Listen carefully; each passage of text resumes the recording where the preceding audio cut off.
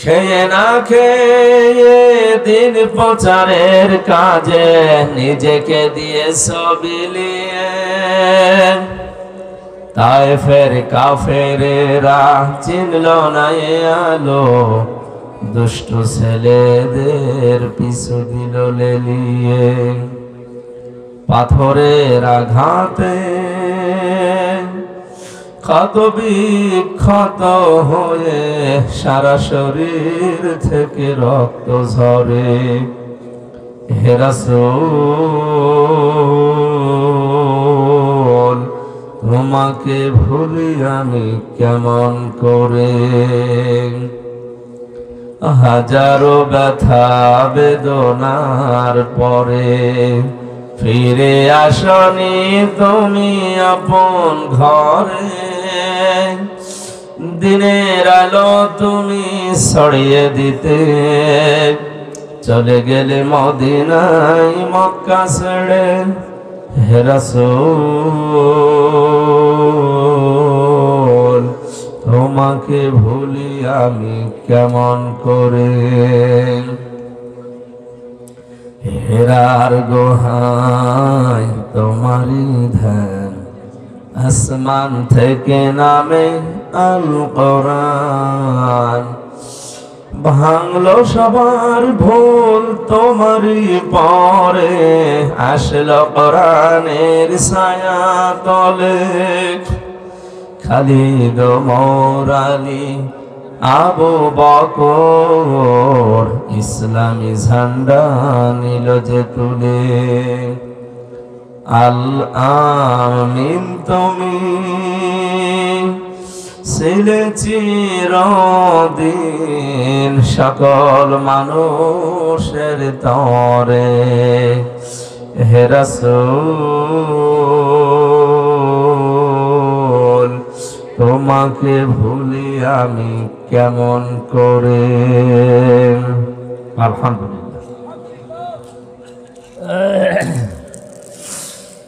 বাংলাদেশের ঐতিহ্যবাহী জেলা দিনাজপুর সদর থানার অন্তর্গত মোরাদপুর শাহী জামে মসজিদের 100 বছর পূর্তি উপলক্ষে ঐতিহাসিক তাফসিরুল কোরআন মাহফিলের স্বনামধন্য সভাপতি জনাব আলহাজ আনসার আলী, সহ সভাপতি শাহ মোহাম্মদ মহসিন রেজা, প্রধান অতিথি জনাব এমদাদ সরকার, আলহাজ তসলিম উদ্দিন সহ অন্যান্য মেহমান বৃন্দ।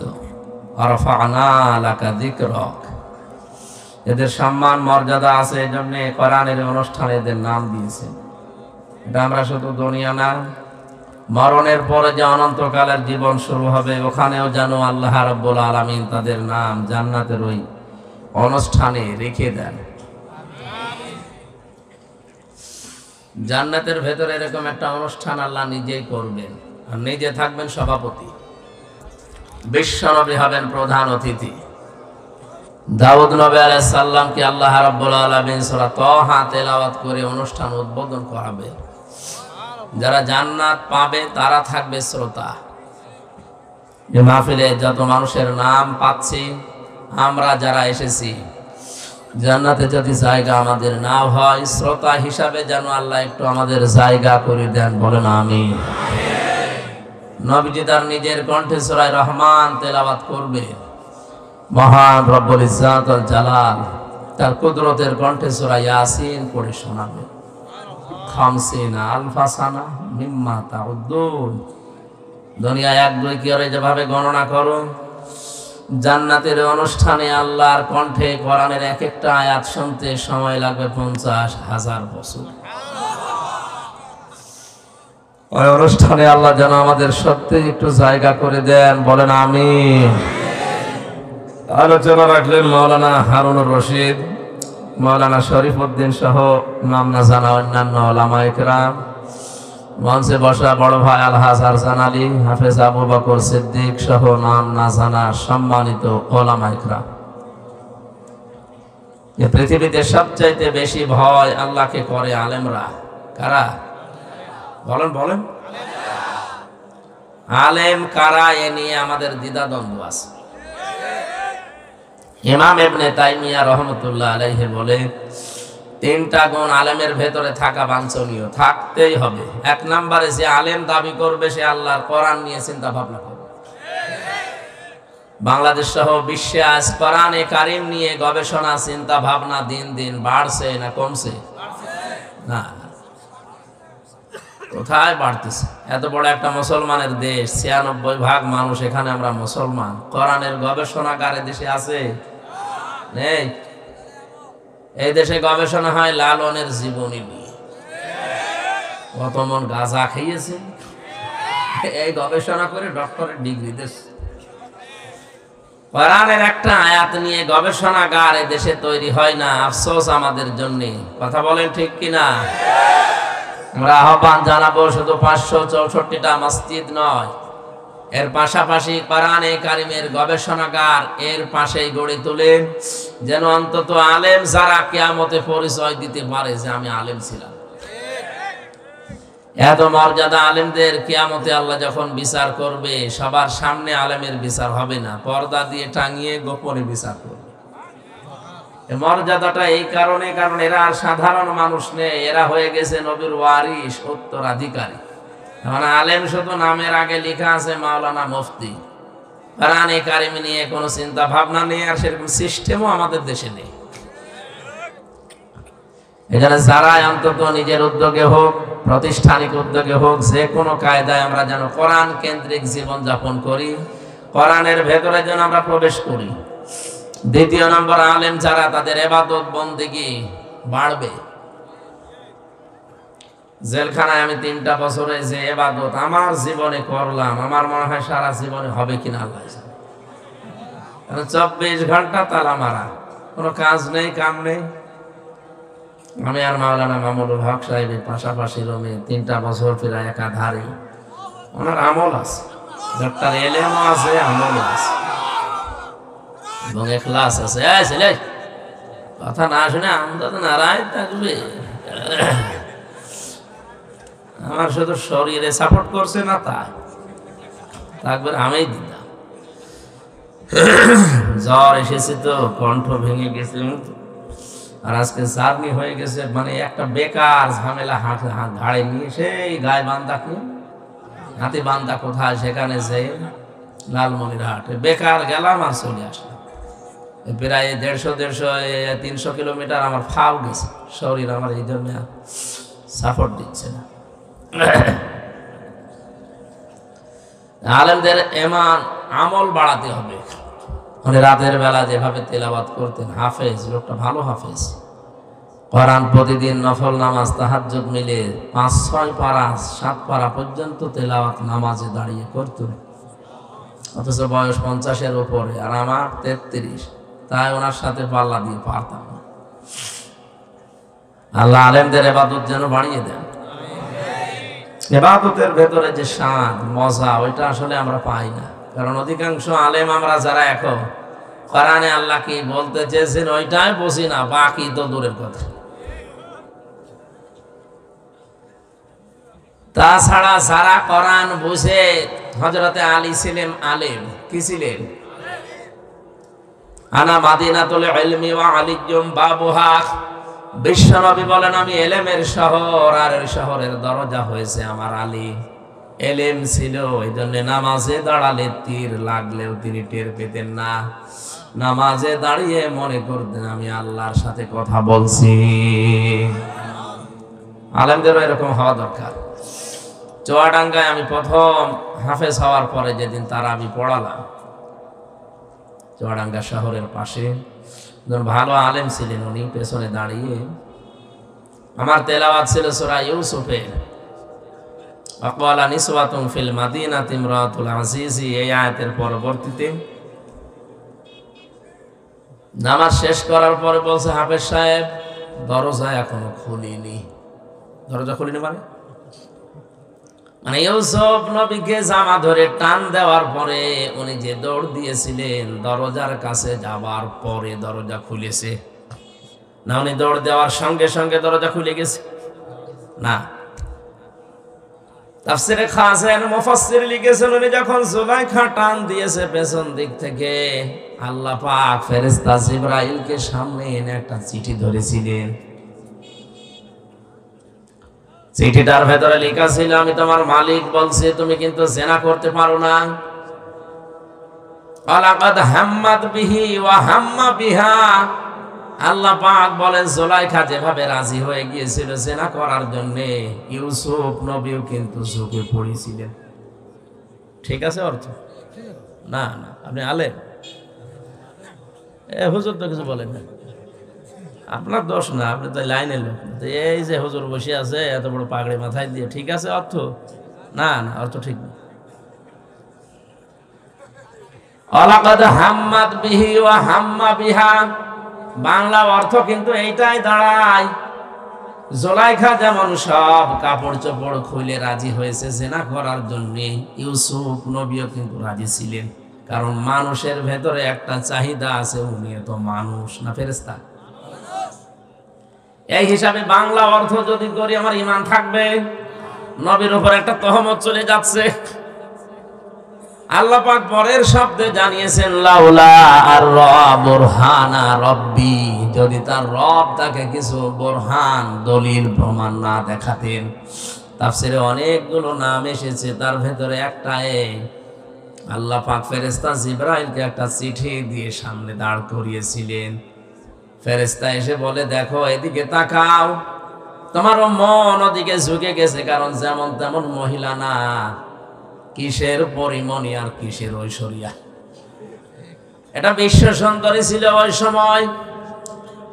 আমি হাদিসে পড়েছি তামাম দুনিয়ায় 4 জন মহিলাকে আল্লাহ সব চাইতে বেশি সৌন্দর্য দান করেছিলেন, তার ভেতরে জুলাইখা 3 নম্বরে। সব চাইতে বেশি সুন্দরী ছিলেন পৃথিবীতে আমাদের আদি মাতা হযরতে হাওয়া আলাইহিস সালাম, 2 নম্বরে ইব্রাহিম নবীর দ্বিতীয় প্রথম স্ত্রী হযরতে সারা, 3 নম্বরে জুলাইখা, 4 নম্বরে আমাদের নবী মুহাম্মদ রাসূলুল্লাহর ছোট মেয়ে ফাতিমাতুজ জোহরা রাদিয়াল্লাহু তাআলা আনহা। তামাম দুনিয়া এত সুন্দর করে আল্লাহর কাউকে বানাননি, কিয়ামত পর্যন্ত বানাবেন কিনা তাও জানি না। পুরুষের ভেতরে যে 2 জন মানুষের নাম আমরা জানি সবচাইতে সুন্দর ছিল, তার 1 নম্বরে আমাদের নবী মুহাম্মদ রাসূলুল্লাহ, 2 নম্বরে ছিলেন হযরত ইউসুফ। তাহলে পৃথিবীর শ্রেষ্ঠ সুন্দর সুন্দরী দাঁড়িয়ে আছে, যৌবনের চাহিদা আছে, সব কমপ্লিট, 10টা দরজায় তালা লাগানো।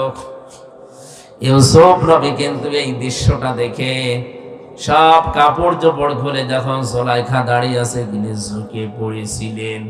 আল্লাহ প্রথমবার এইটাই দিয়েছে, ওয়ালাকাদ হাম্মাত বিহি ওয়া হাম্মা বিহা। একটা বিহি দেওয়া আছে আর একটা বিহা দেওয়া আছে, একটা পুরুষ একটা মহিলা। মানুষ হিসাবে 2 জনেরই চাহিদা ছিল, কিন্তু ইউসুফ নবীকে আল্লাহ দলিল দেখিয়েছেন, এজন্য তিনি সব কিছু বাদ দিয়ে দৌড় দিলেন। দরজার কাছে যখন যাচ্ছিলেন, মুফাসসির লিখেছেন ইউসুফ নবী ওই সময়ও কিন্তু ধারণা করে না যে দরজা খুলতে পারে, কারণ তিনি জানতেন যখনই আসেছি দরজাগুলো তালা লাগিয়েছে, 1টা 2টা না 10টা দরজায় তালা লাগানো। উনি আল্লাহর উপরে ভরসা করে গিয়েছেন, একেবারে দরজার কাছে যে দেখে না দরজা খোলে না। আল্লাহ পাক এইটাই জানিয়েছেন, আল্লাযীনা জাহাদু ফিনা লানাহদিয়ান্নাহুম সুবুলানা। এখানে কিন্তু সাবিল দেয়নি, আল্লাহ সুবুল দিয়েছেন। কোন মানুষ যদি আল্লাহর পথে চেষ্টা করে চলার জন্য সিদ্ধান্ত নিয়ে, মহান আল্লাহ তাকে হেদায়েতের রাস্তা দেখাতে হাজারো দরজা খুলে দেন। আপনি শুধু দাঁড়িয়ে যাবেন।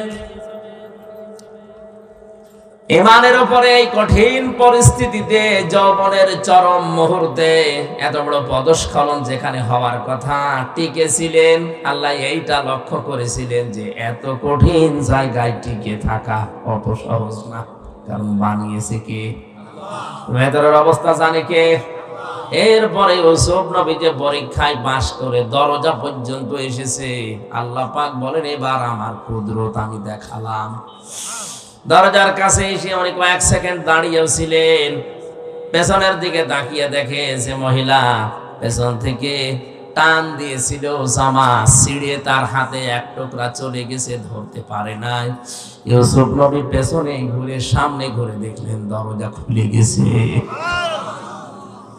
আপনি যদি টিকে থাকতে পারেন, সর্বশেষ যে জায়গায় আপনার রাস্তা শেষ, ওখান থেকে আমার আল্লাহর রহমত শুরু হয়।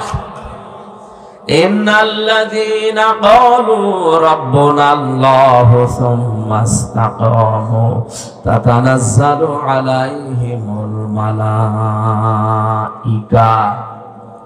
আল্লাহ পাক বলেন, কোন মানুষ যখন বলে আল্লাহ তুমি আমার রব, এই কথা বলার পরে টিকে থাকতে পারে, দৃঢ় হতে পারে, সিদ্ধান্ত নিয়ে অটল থাকতে পারবে, পৃথিবী একদিকে কিন্তু আমার রব একদিকে, এই মনে করে যারা ঈমানের উপরে থাকতে পারে, তাতানাজ্জালু আলাইহিমুল মালাইকা, তাদের বিপদে আপদে আমি আল্লাহ ফেরেশতা নাযিল করে সাহায্য করি।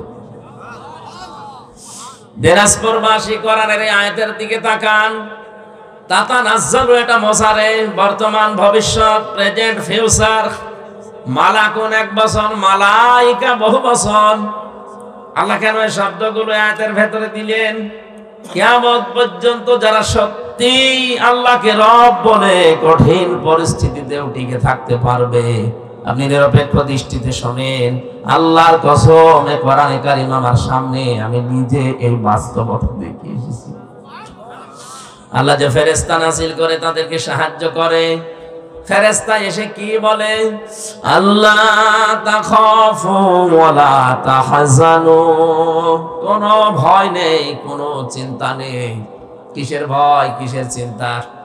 হয়তো ওই লোকটা ওই সময় মারা যাওয়ার মুহূর্তে চিন্তা করতে পারে, আল্লাহ যে কঠিন জায়গায় আমি আছি, কঠিন পরিস্থিতিতে আছি, এই জায়গায় থাকা অবস্থায় যদি আমি মারা যাই, তাহলে আমার সন্তানের কি হবে, আমার স্ত্রীর কি হবে, আমার যে সম্পদের পাহাড় আছে, আমার বিভিন্ন ব্যবসা প্রতিষ্ঠান আছে, এগুলোর কি হবে, কে দেখবে?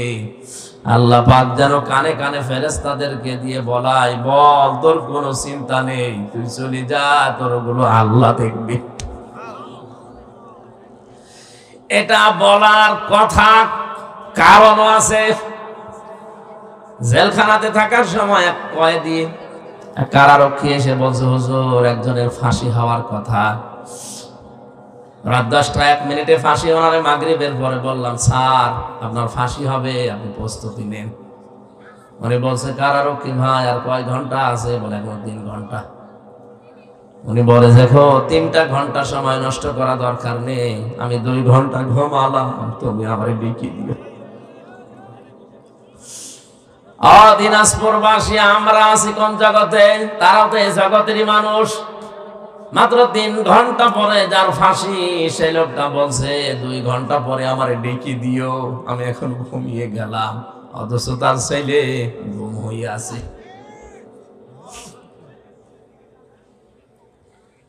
বাংলাদেশে 10 জন যদি ম্যাগনেট থাকে, তার ভেতরে সে একজন। লক্ষ লক্ষ মানুষের কর্মসংস্থান তৈরি করেছে যে লোকটা, মাত্র আর 1টা ঘন্টা বাকি আছে, ওর ঘুম আসলো কি করে? কারারক্ষী আমারে কেঁদে কেঁদে এই কথাই বলছিল। ওর বাড়ি মানিকগঞ্জে, তোরা বাড়ি না কি নাম জানো? বলছে, হুজুর এই দৃশ্য দেখে দেখলাম ঠিক লোকটা ঘুমিয়ে গেল, 2 ঘন্টা পরে ডেকে দিলাম। উনি উঠে গোসল করে ওযু করে এশার নামাজ পড়ে, নফল নামাজ পড়ে আমারে বলছে, এবার চলে। নতুন জামা কাপড় পরেছে, মনে হচ্ছে শ্বশুর বাড়ি যাবে। আল্লাহ পাক বলেন ফেরেশতাদের দিয়ে ওর কানের কাছে বলি, তোর কোনো চিন্তা নেই, তোর ছেলে গুম হয়েছে তাতে কি, তোর স্ত্রী আছে, তোর বিভিন্ন ব্যবসা প্রতিষ্ঠান আছে, সব আল্লাহ নিজের কুদরত দিয়ে দেখবে। আমি বিশ্বাস করেছি, কারণ ওই অবস্থা না হলে কোনোদিন একটা মানুষ এই মুহূর্তে ফাঁসির দড়ির দিকে যাওয়ার কথা না, এমনকি 2টা ঘন্টা ওর ঘুমও আসার কথা না। জেলখানায় সবচাইতে বেশি লাগে আমি জানি এই 3টা বছরে ঘুমের বড়ি, কারণ ঘুম আসতে চায় না। 24 ঘন্টা তো কোনো কাজ কাম নেই, শুধু বসে থাকা। লোকটার কাছে যদি আল্লাহর এরকম কিছু না আসতো, বলেন আপনার বিবেক দিয়ে ওর ঘুম আসার কথা? আয়াতের পরবর্তীতে আল্লাহ বলেন আবশিরু বিল জান্নাতিল্লাতী কুনতুম তুআদুন। জান্নাতের সুসংবাদ গ্রহণ করো যার ওয়াদা আল্লাহ তোমাদের সাথে করেছে। দিনাজপুরবাসী আমি যেটা বোঝানোর জন্য পর্যন্ত এসেছিলাম, হযরতে ইউসুফ নবী কিন্তু চেষ্টা করার পরে আল্লাহর রহমত তিনি পেয়েছেন। কথা বলেন ঠিক কিনা?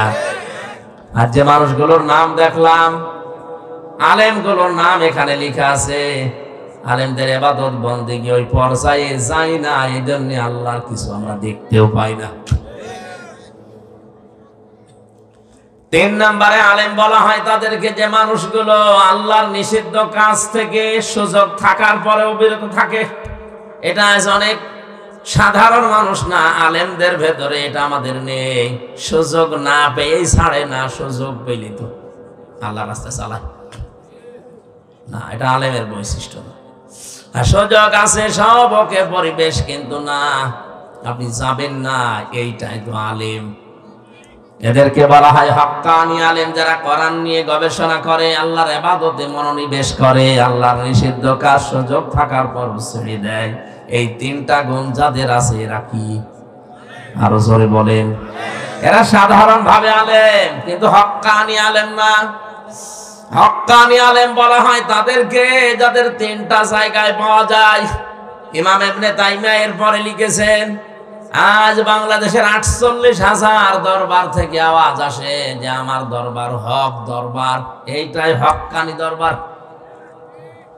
আরে হক্কানি দরবার হতে হলে, হক্কানি আলেম দাবি করলে আপনাকে 3টা জায়গায় পাওয়া যাবে।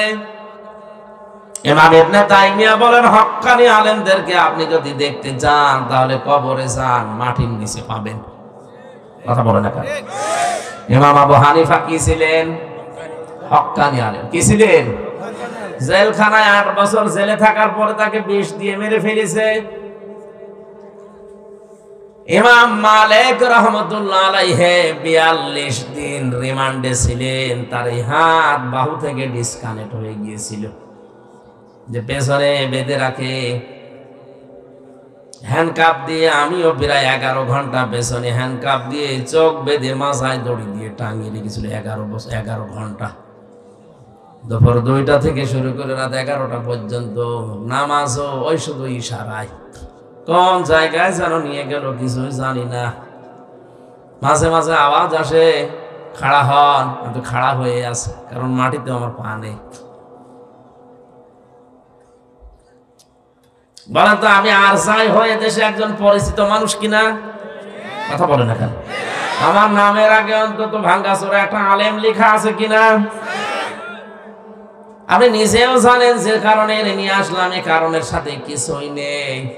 কোন কারণে আপনি পেছনে হ্যান্ডকাপ দিয়ে তা ওটা লাগলে আমার হাত কেটে যায়। মাথায় দড়ি দিয়ে মনে হচ্ছে কুকুর শ্রীগাল গরুর গলায় দড়ি দিয়ে নিয়ে যাচ্ছে। আল্লাহ এই দৃশ্য দেখে না, কারণ এখন অন্ধ। হ্যাঁ, 3 নম্বরে হক্কানি আলেম আমরা জানি মুসাদ্দেদ আল-ফেসানি রাহমাতুল্লাহ আলাইহি।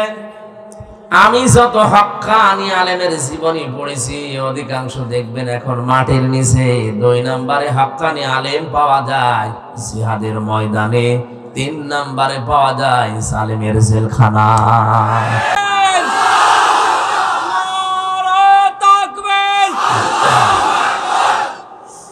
আমরা হক্কানি আলেম খোঁজার জন্য বিভিন্ন দরবারে যাই, গাছতলায় যাই, আস্তানায় যাই। কে বলেছে একটা অন্যায় দেখে যে লোকটা প্রতিবাদ না করে চুপ করে থাকে, নবীজির ভাষায় ওই লোকটা বোবা শয়তান। আর আসতে বলেন, এদেশে আমার যতটুকু ধারণা কারো লাগতো না অন্যায় শুরু হলে 48,000 পীর যদি একবারে প্রেস ক্লাবের সামনে গিয়ে বলতে এটা চলতে দেব না, জীবন দেব, এটা চলতে দেব না, কোনো অন্যায় দেশে প্রমোট করতে পারতো না। এত বেশি বেশি খাবার খায়, শুধু ভুড়ি ভুড়ি ছাড়া কিছুই পাওয়া যাচ্ছে না। এত বড় বড় ভুড়ি হয়, আমার তো মনে হয় ও কোন মারা যাবে। মহিলারা ওদেরকে দেখে লজ্জা পায়, আল্লাহ সেলিমে হয় আমাদের আর পেট হয় এর। কি পেট দাও, আগের পেট মানুষ। কোরআন নাযিল হওয়ার পর দিন থেকে আজকের এই দিন পর্যন্ত যত মানুষ কোরআন শুনেছে শুনবে, এই শ্রোতা আল্লাহর ভাষায় 3 প্রকার। কয় প্রকার? এখানে যারা বসে আছেন আপনি মেলান তো কোন প্রকারে আছেন? আল্লাহ পাক বলেন পয়লা নম্বরে শ্রোতা কোরআনের তারা হবে। ওয়াকালাল্লাযীনা কাফারু লা তাসমাউ লিহাযাল কুরআনি ওয়ালগাউ ফীহি লাআল্লাকুম তাগলিবুন। সূরা হামিম সেজদা 24 নম্বর পারা 18 নম্বর পৃষ্ঠার 10 নম্বর লাইনে 26 নম্বর আয়াত। এটা আল্লাহ পাক বলেন, হে নবী, কাফেরেরা কোরআন শুনবে না, শুনতেও দেবে না। যেখানে আয়োজন হবে ওরা হট্টগোল করে, গন্ডগোল করে, বিশৃঙ্খলা সৃষ্টি করে বন্ধ করে দেবে। আর ওরা মনে মনে মানুষকে বলবে কোনো চিন্তা নেই, বন্ধ করো, গালিব হওয়া যাবে। যদি বিজয়ী হতে চাও তাহলে কোরআনের আলোচনা বন্ধ করো, কোরআনের তাফসীর যেখানে হয় ওটা বন্ধ করে দাও, তাহলে বিজয়ী হবে তোমরা। এই সিদ্ধান্ত কাফেরদের। কাদের? আরো জোরে বলেন, কাদের? কোরআনে কারীমের অনুষ্ঠানগুলো আজ বাংলার বিভিন্ন প্রান্তে যারা বিভিন্ন সোতানাতা ওসিলা দিয়ে বন্ধ করে দিচ্ছেন, আল্লাহর কসম আপনিও কাফের। আপনার নামের আগে যতই মুসলমান লেখা থাক, আর আপনার ওই যে কাঁটা আছে আগা, মনে করছেন আগা কাটা, আমি মুসলমান না। আগা কেটে দিলে মানুষ মুসলমান হয়, তাহলে ছাগল কি ছাগল মুসলমান না? আপনি তো মুসলমান ঠিক ওই ধরনের ছাগলের মতো। কোরআনের প্রথম শ্রোতাই হচ্ছে কাফেরেরা। কোরআন শুনলেই বাধা দিত। এখন যদি বলেন না, ও হাজী সাহেবের নামের আগে মোহাম্মদ লেখা আছে, আরে ভাই ও হজ করে এসেছে কাবা শরীফ থেকে, আর কাবার সভাপতি ছিল আবু জেহেল। ও তো শুধু একবার হজ করে চলে এসেছে, আর ওই ঘরের সভাপতি ছিল।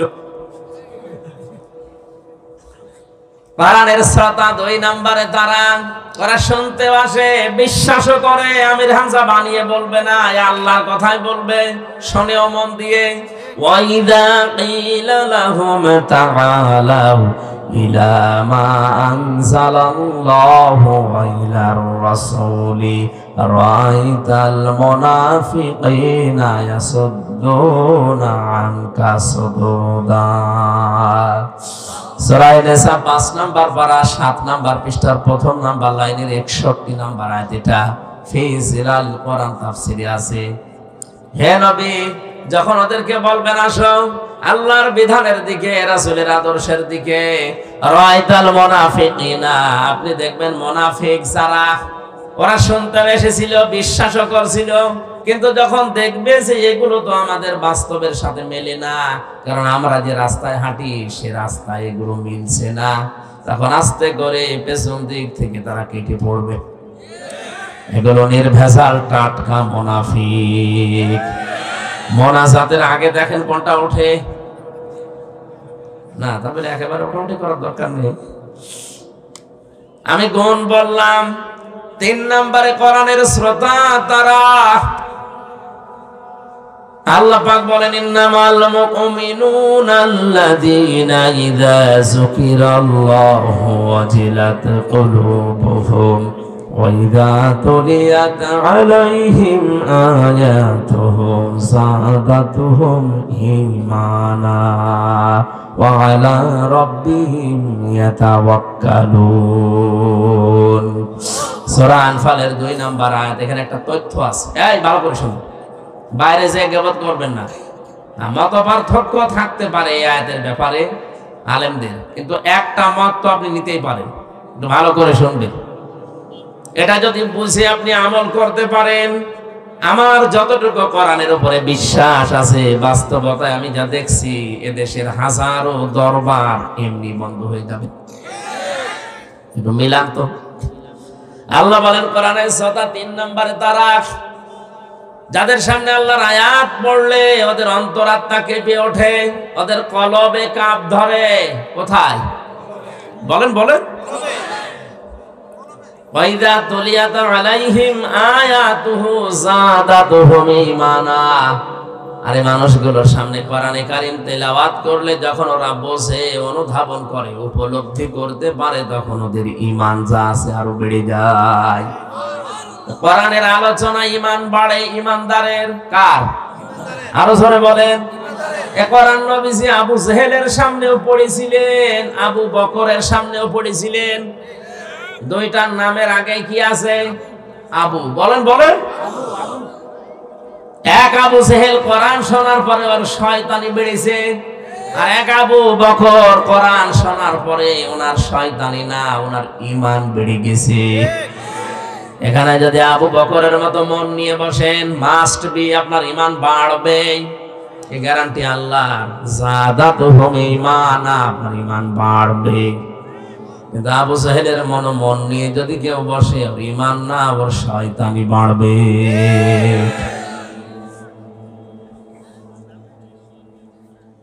আমরা জানি পৃথিবীতে যদি কাউকে জিনে ধরে, ভূতে ধরে, পরিতে ধরে, আমরা দেখি তাকে সূরা নাস ফালাক আয়াতুল কুরসি পড়ে ফু দিলে চলে যায়। অথচ যে মানুষ কোরআনের দিকে তাকায় না, ওকে আমার আল্লাহ শয়তান বলে ঘোষণা দিয়েছেন। অমাইয়াশু আন যিকরির রহমানি নুকাইয়িদ লাহু শাইতানান ফাহুয়া লাহু করিন। সূরা যুখরুফের ভেতরে আছে 25 পারার 11 পৃষ্ঠার প্রথম লাইনে আছে, আল্লাহ পাক বলেন আমার কোরআন থেকে যে লোকটা মুখ ফিরিয়ে নেয়, আমি আল্লাহ ওর পেছনে একটা শয়তান নিযুক্ত করে দেই। ও আর শয়তান তখন পার্থক্য থাকে না, দুইটাই এক হয়ে যায়। একটু খেয়াল করেন, শয়তান আল্লাহর বিধান লঙ্ঘন করেছে একটা, কয়টা? বলেন না কেন? কিন্তু আল্লাহর বিধানের বাইরে নতুন করে কোনো আইন বা বিধান ও বানায়নি। আল্লাহ বলেছিলেন সেজদা দেয়নি, এতটুকুই। কথা বলে না কেন? ওকে আল্লাহর আইনের বিরুদ্ধে নতুন করে কোনো আইন বানিয়েছে? বলেন বলেন না। ওর দোষ ছিল একটা, যে মানে নাই আল্লাহর একটা বিধান। এই জন্য আল্লাহকে মারদুদ, শয়তান, রাজিম, কত কিছু বলে জান্নাত থেকে দূর করে দিয়েছে। দুইটা জিনিস থেকেও বঞ্চিত, কোনোদিনও ক্ষমা পাবে না, কোনোদিন জান্নাত পাবে না। একটা বিধান শুধু মানে নাই, নতুন করে কোনো কিছু ওই বিধানের বাইরে তৈরি করতে যাবে, করে নাই। কিন্তু যে মানুষ আল্লাহর শ্রেষ্ঠ সৃষ্টি দাবি করার পরে আল্লাহর আইন মানে না, আল্লাহর এগেইনস্টে নতুন করে আইন বানিয়ে পরিবার, সমাজ, রাষ্ট্র চালাতে চায়, এটা তো শয়তানের দাদা। জিন শয়তান আয়াতুল কুরসি নাস ফালাক পড়লে চলে যায়। আর এরকম শয়তান যারা আছে, এদেরকে পুরা কোরআন পড়িয়ে ফু দেবে। সুতরাং আল্লাহর আইনের বিরুদ্ধে যারা আইন বানাচ্ছেন, আল্লাহর কোরআনের এগেইনস্টে যারা নতুন নতুন নিয়ম নীতি বানিয়ে দুনিয়ার মানুষকে শান্তি দিতে চান, শান্তি আপনি দিতে পারবেন না, আর অশান্তির দাবানল চলবে। এর একটা প্রমাণ এই শরীফ থেকে শরীফা। আপনি হাতে টের পাচ্ছেন না কোথায় যাচ্ছে এটা? সকালবেলা একটা লোক